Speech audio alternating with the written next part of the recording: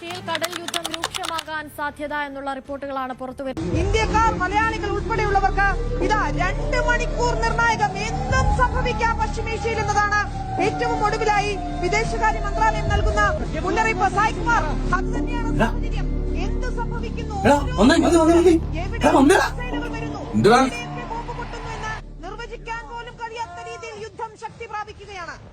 വളരെ പ്രധാനപ്പെട്ട ഒരു വിവരം അമേരിക്ക നൽകുന്ന ഏറ്റവും പുതിയ മുന്നറിയിപ്പാണ്. തങ്ങളുടെ 5000-ഓളം സൈനികർ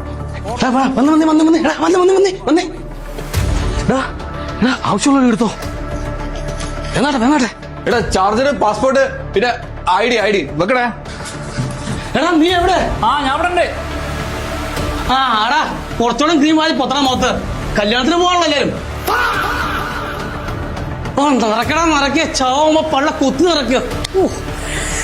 ദൈവം, ഇവനൊന്നും ജീവനെ പേടിയില്ലല്ലോ.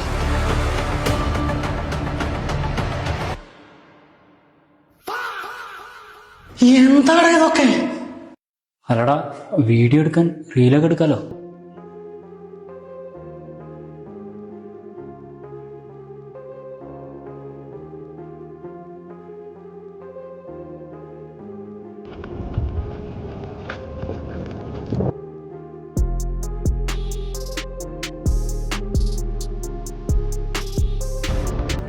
എടാ ഒന്നും പാട ചാവാൻ നിക്കണോ? എടാ ഒന്ന് വേഗം പാടാണ്.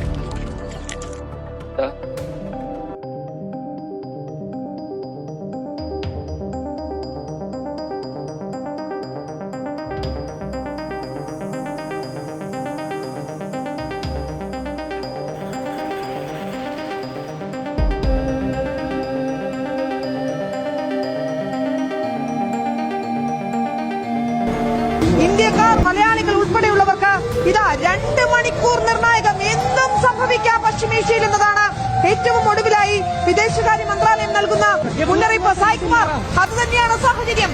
എന്ത് സംഭവിക്കുന്നു, ഓരോ നിമിഷത്തിലും എവിടെയൊക്കെ മിസൈലുകൾ വരുന്നു, എവിടെയൊക്കെ ബോംബ് പൊട്ടുന്നു എന്ന് നിർവചിക്കാൻ പോലും കഴിയാത്ത രീതിയിൽ യുദ്ധം ശക്തി പ്രാപിക്കുകയാണ്.